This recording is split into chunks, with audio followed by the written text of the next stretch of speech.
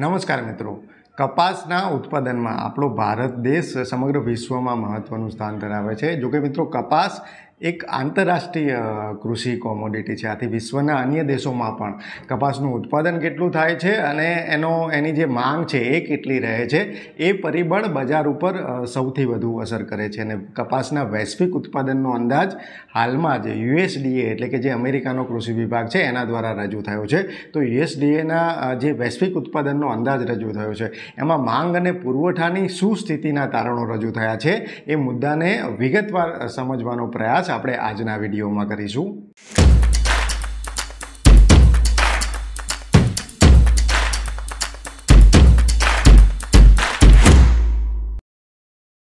CCI એટલે કે cotton corporation of India દ્વારા આ સિઝનમાં આપણા ભારતમાંથી અંદાજે 32 લાખ ઘાસડીની ખરીદી ટેકાના ભાવે કરવામાં આવી છે.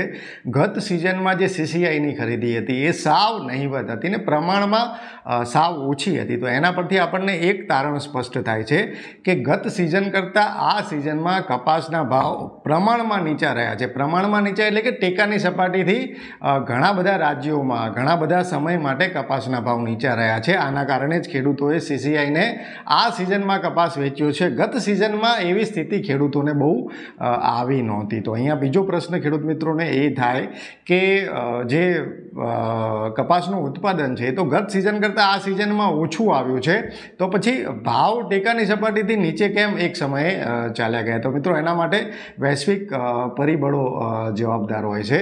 તો અત્યારે વૈશ્વિક પરિબળોને આપણે પહેલાં સમજવાનો પ્રયાસ કરીએ તો USDA દ્વારા જે તાજો રિપોર્ટ જે વૈશ્વિક રૂ ઉત્પાદનનો રજૂ થયો છે એની હવે આપણે વાત કરીએ. તો પહેલાં તો તમે જે સ્ક્રીન ઉપર તમને અત્યારે જે ચાર્ટ જોવા મળી રહ્યો છે એ છેલ્લા 5 વર્ષના વૈશ્વિક રૂ ઉત્પાદનનો ચાર્ટ છે. એમાં જે સૌથી નીચે જે પીળા રંગનો ભાગ છે એ આપણા ભારત દેશનું ઉત્પાદન રજૂ કરે છે.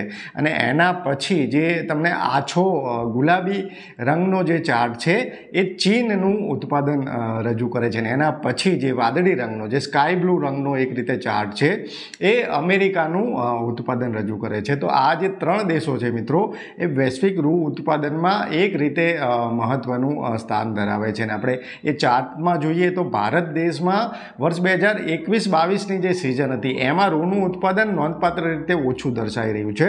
બાકી બધા વર્ષોમાં જે રૂનું ઉત્પાદન છે 300 લાખ ઘાસડી આસપાસ એમાં દર્શાવવામાં આવી રહ્યું છે. તો વર્ષ 2021-22ની જે સિઝન હતી એ સિઝનમાં ભારતમાં નોંધપાત્ર રીતે રૂનું ઉત્પાદન ઘટે છે. વિશ્વના અન્ય દેશોમાં પણ સ્થિતિ એવી હતી.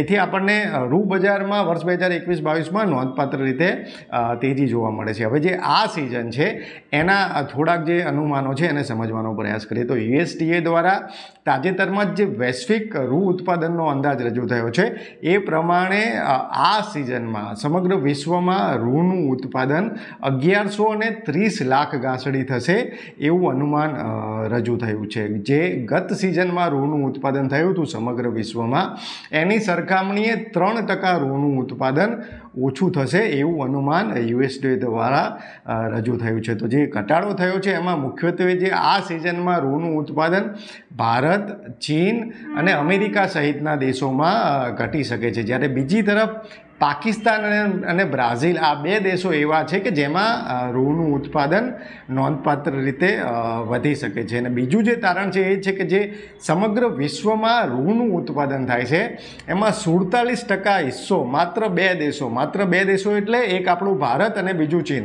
આ 2 દેશો 47% જેટલો હિસ્સો ધરાવે છે. અને આ જે સિઝન રહેશે એમાં જે વૈશ્વિક વેપાર છે, વૈશ્વિક વેપાર એટલે કે આયાત નિકાસનો વેપાર, એ 433 લાખ ઘાસડી જેટલો થશે. એટલે કે સમગ્ર વિશ્વમાં રૂ ઉત્પાદન ચોક્કસથી 1130 લાખ ઘાસડી થશે, પણ એમાંથી લગભગ 25-30% એટલે કે 433 લાખ ઘાસડી જે રૂ છે એ વૈશ્વિક સ્તરે એનો વેપાર થશે. એટલે કે કપાસ એક વૈશ્વિક કોમોડિટી છે. એ વસ્તુ પણ આપણને આ આંકડાથી એને આપણે સમજી શકીએ છીએ. વૈશ્વિક વેપારમાં જે આ વર્ષે જે મહત્ત્વનું સ્થાન ધરાવે છે અથવા તો જેમનો વેપાર વધશે એ જે તારણ રજૂ થયું છે એમાં એમાં બ્રાઝિલની નિકાસ વધશે. બ્રાઝિલ દ્વારા જે રૂની નિકાસ થાય છે એમાં આ સિઝનમાં નોંધપાત્ર રીતે વધારો થશે.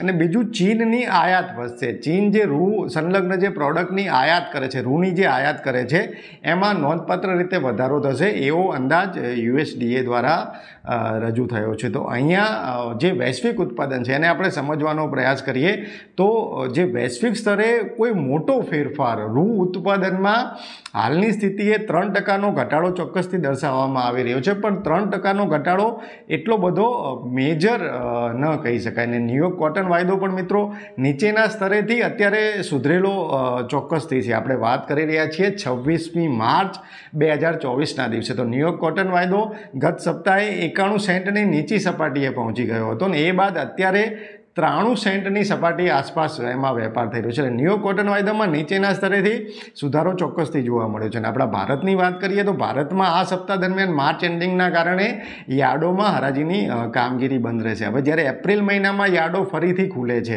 ત્યારે આવકોનું પ્રેશર કેવું રહે છે અને ન્યુયોર્ક કોટન વાયદો એ સમયે કઈ સપાટી પર રહે છે એ પરિબળ બજાર ઉપર સૌથી વધુ અસર કરી શકે છે. આ અંગે આપના કોઈ પણ અભિપ્રાય હોય તો અમને કોમેન્ટમાં જણાવજો. હાલ બસ આટલું જ. ફરી ઝડપથી મળીશું નવા વિષય સાથે. જોડાયેલા રહો એગ્રી સાયન્સ સાથે. જય કિસાન.